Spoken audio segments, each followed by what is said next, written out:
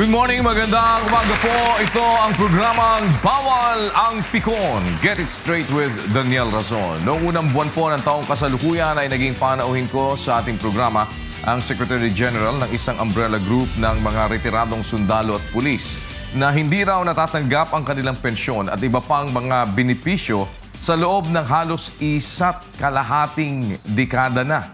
Ngayon pong huling quarter na ng taon, sa bulsa ba nila ay mayroong nakarating na kahit isang kusing man lang na perang para naman talaga sa kanila.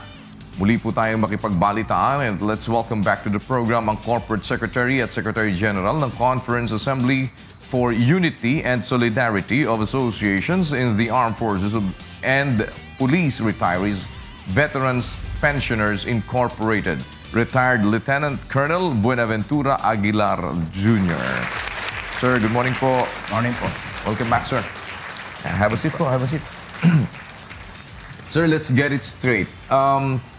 Yun ho bang after ng nakapag-usap kasi tayo last time dito, no?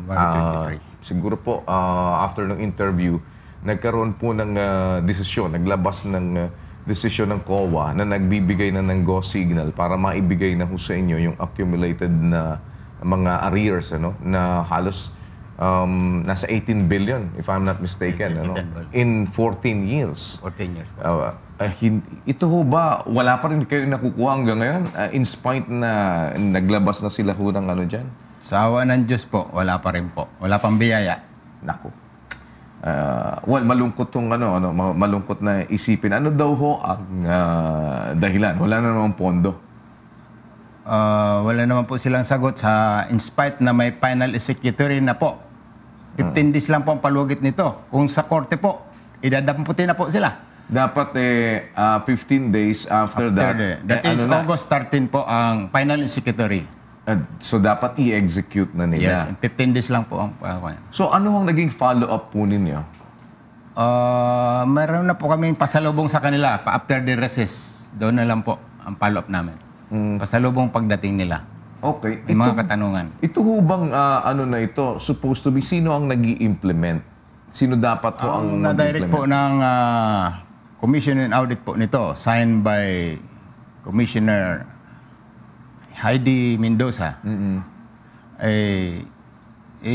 Ang Armed Forces of the Philippines, Secretary of National Defense and the DBM ang mag-execute nito. Kasi ang magre-release din ng pera dito, DBM, di ba? Pero meron ba silang sinabi? Meron na bang allocation for this, sir? Or what? Wala po silang binabalita sa amin. Noong April 6 pa po ang decision. Hanggang ngayon po, wala pang kasagutan. So dapat nag-accumulate din ho yan, di ba? From the previous na dapat na makuha ninyo. Nadadagdagan na ba yan o yun na lang din? Mayroon na pong nadagdag noong 17.8 billion nung sinabit namin sa COA, certified by the Pension Gratuity Management, Colonel Reyes din. Ngayon, general na po siya. Nasa Basa Air Base po, siya wing commander ng Air Defense Wing. Ngayon po, ngayon na po, ang amount na is 21 billion na. 21 billion na. As supposed to be, ay i-release dapat ng DBM.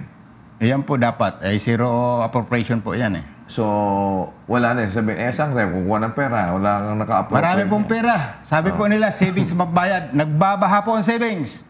Under TRO na nga nila, National Treasurer Leonor Brunes, yung dating caretaker ng pera ng bayan, saka ni Senator Lacson.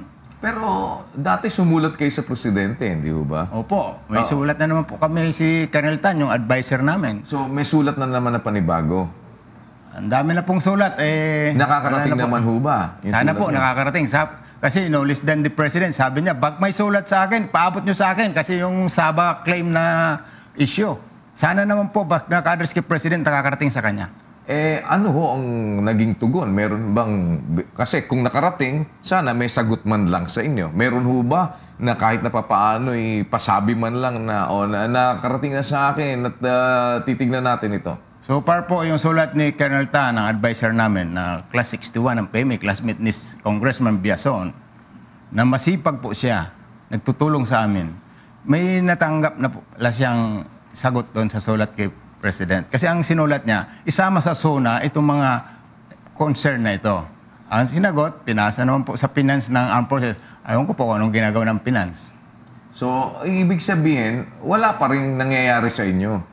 Wala pa po, nagkakamatayan na, wala nadating. So, napaaga ang pagkamatay ng mga tao. Mula ho ba doon sa huling nag-usap tayo? Kasi tapos after that, lumabas ho yung desisyon ng COA, no?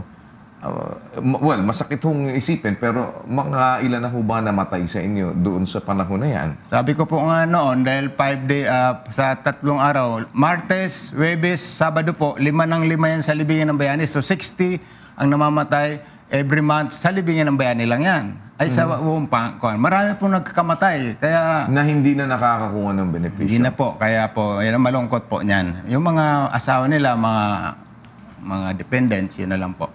Paano ho ngayon ang nagiging ninyo? Kasi, well, mabuti na lamang yung iba kung may mga ipon talaga, no?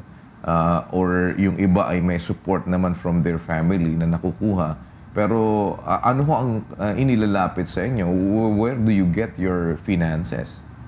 Ano po, ng Diyos, naghingi po kami tulong sa mga 123,000 pensioners nationwide and worldwide dahil may mga dual citizenship po. Kaya po dyan. Awa ng Diyos, hanggang sa tanong lang po siya kung may differential. Wala naman pong, mayroon naman pong pailan-ilan. Karamihan po, kami mga board ang nagdudukot sa akin. Na-withdraw ko na po mga savings ko, kakaunti lang naman savings ko. Wala na akong ma-withdraw. Kawawa naman po, hindi naman susulong to. Magtulong naman po kayo mga pensioner. Kasi po, ang laban na ito ay para sa atin. Hindi na po para sa amin to. Sa buong Pilipinas po to. Kasi para pong hindi ina-implement ang batas. Dahil ito for implementation lang naman. Ano? At ang sinasabi nga ho dito ay laging ang kakulangan ng pondo ang nagiging dahilan. Which hindi nyo pinaniniwalaan. Hindi po, kasi po mayroong TRO po ngayon nga sa Supreme Court. They are very required, the executive and the legislative department are required to answer in 10 days upon receipt, sabi nila.